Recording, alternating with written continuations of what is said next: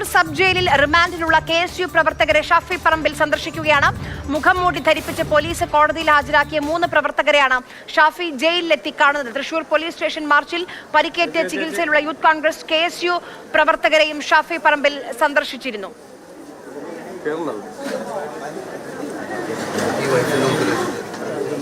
ബിനിൽ നമുക്കൊപ്പം വിവരങ്ങളുമായി ചേരുന്നുണ്ട്.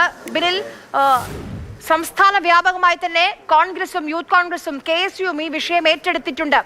ഷാജഹാനെതിരെ ഇപ്പോൾ നടപടി വന്നിട്ടുണ്ട്, സ്ഥലം മാറ്റം. പക്ഷെ അത് മാത്രം മതിയാകില്ല KSUവിനെയും കോൺഗ്രസിനെയും തൃപ്തിപ്പെടുത്താൻ. ഷാഫി എന്തെങ്കിലും സംസാരിച്ചോ ഇതുമായി ബന്ധപ്പെട്ട? ഷാഫി പറമ്പിൽ ഇപ്പോൾ വിയ്യൂർ സബ് ജയിലിലാണുള്ളത്. അവിടെയാണ് KSUവിൻ്റെ ജില്ലാ വൈസ് പ്രസിഡന്റായിട്ടുള്ള ഗണേഷ് അടക്കമുള്ളവരുള്ളത്. ഈ ഗണേശനടക്കം 3 പേരെയാണ് മുഖം മൂടി ധരിപ്പിച്ച് കൈവിലങ്ങ് ധരിപ്പിച്ച് കോടതിയിൽ ഹാജരാക്കിയത്. അതുമായി ബന്ധപ്പെട്ടാണ് സംസ്ഥാന വ്യാപകമായൊരു പ്രതിഷേധത്തിലേക്ക് കോൺഗ്രസും യൂത്ത് കോൺഗ്രസും KSU ഒക്കെ തന്നെ പോയത്.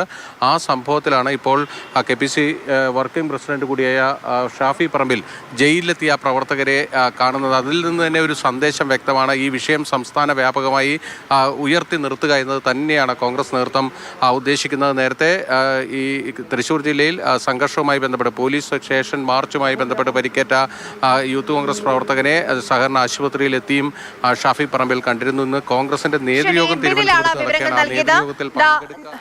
ബിനിലാണ് വിവരങ്ങൾ നൽകിയത്.